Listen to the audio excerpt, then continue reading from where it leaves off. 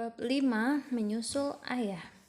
Selepas kepergian Bapak Hanif dan Mbak Eka, ku ajak anak-anak naik motor. Sekadar cari angin menghibur kakak beradik ini. Karena ku tahu, meski hanya sebuah insiden kecil, tetapi sudut hati kedua anakku merasa terluka. Ada perih yang menggores saat mereka yang tidak bersalah sedikit pun harus ikut merasakan kemarahan kakeknya. Saat menunggu pesanan bakso di warung lesehan, Dinta bertanya mengapa ayahnya tidak pulang. Ayah ngambek ya bu, tanyanya lagi saat tidak mendapatkan jawaban dari aku. Aku mengangguk mengiyakan seraya tersenyum, bingung mau menjelaskan apa pada anak sekecil mereka. Kalau ayah tidak pulang, kita susul ke sana ya bu. Adik gak mau kalau ayah pergi. Adik takut gak punya ayah lagi. Danis ikut nimbrung pembicaraan kami. Matanya terlihat berkaca-kaca. Lagi hanya anggukan yang mampu aku berikan. Setelah bakso datang, keduanya tak lagi membicarakan ayahnya. Mereka terlihat menikmati makanan favoritnya. Ku pandangi wajah polos dan lugu kedua anakku. 8 hari tidak bertemu, Mas Agam tidak menghubungi mereka sekalipun. Apakah memang kami tak memiliki arti sama sekali bagi dirinya? Sepulang dari makan bakso, kulihat bapakku sudah duduk di teras rumah, menunggu kami sepertinya. Beliau tidak bisa masuk karena pintu rumah terkunci. Dinta dan Danis berlari memeluk mbah kakungnya. Sejenak mereka bertiga terlibat permainan yang seru. Begitulah bapak sangat menyayangi kedua anakku. Saat bersama, bapak selalu memposisikan diri seperti anak kecil, mengikuti permainan apapun yang berdua kakak beradik itu lakukan. Setelah puas bermain dengan kedua cucunya, bapak menghampiriku ke dapur. Aku tengah mengecek persediaan bahan-bahan keripikku. Tadi bapak lihat mertuamu datang. Bapak pulang untuk berganti baju. Pas kesini mereka sudah tidak ada. Kalian bertiga juga tidak ada di rumah. Bapak juga dengar dari orang-orang yang bekerja di sini, sudah seminggu Agam tidak pulang. Benar begitu? Bapak bertanya terkesan sangat berhati-hati.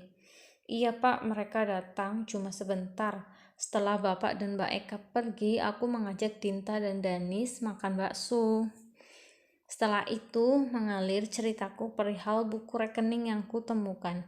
Bapak tampak mendengarkan dengan seksama. Sekali-sekali mengangguk perlahan. Setiap rumah tangga pasti ada ujiannya. Tidak semua hal harus dihadapi dengan emosi. Bapak harap kalian tidak gegabah mengambil keputusan. Besok-besok jika hatimu sudah tenang, susul Agam, ajak dia ke rumah Bapak. Biar Bapak yang bicara sama dia. Bapak memang bijaksana, tidak suka memperkeruh keadaan. Namun untuk kali ini rasanya tidak tepat. Karena anak perempuannya sudah terzolimi. Namun percuma juga berdebat dengan beliau, aku hanya akan semakin dinasehati. Dan untuk saat ini aku tidak ingin membahas apapun. Aku hanya ingin mengembangkan usaha yang aku miliki. Setelah bertemu dengan keluarga Mas Agam, aku jadi bersemangat untuk menjadi wanita sukses. Akan aku tunjukkan bahwa sukses itu tidak harus berseragam. Bapak tahu apa yang kamu pikirkan. Ya sudah, tenangkan dirimu. Bila repot mengurus usaha barumu, bawa Dinta dan Danis pada ibumu. Biar kami yang membantu menjaga mereka. Adikmu juga sedang libur kuliah, pasti senang bermain bersama mereka berdua. Kuhela nafas lega. Bapak mengerti keadaanku. Itu membuatku tak perlu menjelaskan apapun lagi. Sebagai anak sulung, aku tahu Bapak menginginkan yang terbaik untukku dan rumah tanggaku. Untuk contoh adik sematawayang, Fani, itu yang beliau harapkan. Bila mereka merindukan ayahnya, bawalah ke rumah mertua kamu. Jika di sana kamu mendapatkan perlakuan kurang menyenangkan, bawa mereka pulang. Pesan bapak terakhir sebelum meninggalkan rumahku. Aku duduk termenung memikirkan semua nasihat yang bapak berikan. Beliau memang tidak pernah mau mencampuri urusan rumah tanggaku lebih dalam. Selang sehari setelah kedatangan mertuaku, kebetulan libur tanggal merah, aku berencana membawa anak-anak menemui ayah mereka. 2 minggu tidak berjumpa, aku bisa melihat kesedihan di mata mereka.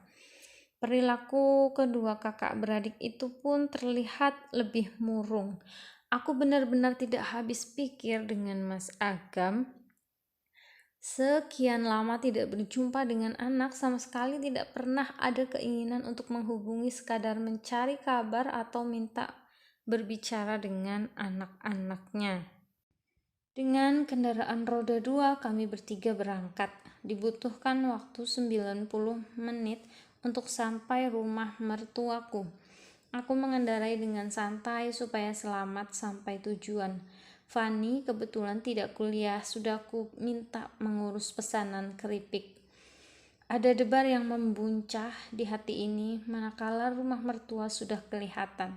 Perasaan rindu pada suami, senang akan bertemu, serta rasa takut akan sikap keluarga mertua terhadapku bercampur menjadi satu. Sesampainya kami turun dari motor melangkah ke arah pintu. Kuucapkan salam dengan hati-hati. Rasa was-was kian mendera dalam hati. Sekian lama tak kunjung terdengar jawaban untuk salamku. Rumah juga kelihatan sepi. Kami menunggu sembari duduk di teras. Dinta dan Danis terlihat kelelahan. Aku jadi semakin kasihan pada mereka. Tak lama datang Mbak Liha, tetangga depan rumah yang baru pulang dari pasar. Wah, kok ada Mbak Nia? Dinta sama Danis salim dulu sama Bude. Mbak Liha menyapa dengan ramah. Dinta dan Danis segera berdiri menyalami Mbak Liha. Mau ketemu ayah ya? Tanya Mbak Liha kemudian seraya duduk di teras bersama kami. Iya Mbak, tapi kenapa sepi ya? Tanyaku balik sambil memperhatikan keadaan sekeliling. Terlihat raut wajah ragu dalam wajah Mbak Liha, seperti hendak menceritakan sesuatu tapi takut. Itu Mbak Nia, dari kemarin siang Mas Agam mengajak keluarganya piknik ke Guci. Katanya mau sekalian nginap di sana. Aku kira Mbak Nia diajak juga. Nunggu di mana gitu? Dengar-dengar sih Mas Agam habis dapat tunjangan, Mbak. Makanya pengen nyenengin keluarga. Terang wanita yang usianya terpaut 10 tahun di atasku ini. Sakit itu yang kurasa. Selama menikah belum pernah ia memperlakukan kami dengan istimewa, mengajak piknik sampai menginap ke hotel. Bilapun kami pergi hanya sekadar tempat yang dekat-dekat, Mas Agam selalu menyuruhku hemat, hemat, dan hemat. Ayah gak pernah ngajak kami piknik, kok sekarang piknik malah gak ngajak kita ya Bu? Tanya Dinta dengan raut muka yang sedih. Ayah jahat ya Kak, balas Danis dengan sengit. Mbak Liha terlihat tidak enak setelah bercerita seperti itu. Setelahnya pamit berlalu masuk ke rumahnya. Aku bingung sekarang apa yang harus aku lakukan, pulang atau menunggu. Anak-anakku semakin murung dan sedih. Kulihat air mata menetes dari sudut netra mereka.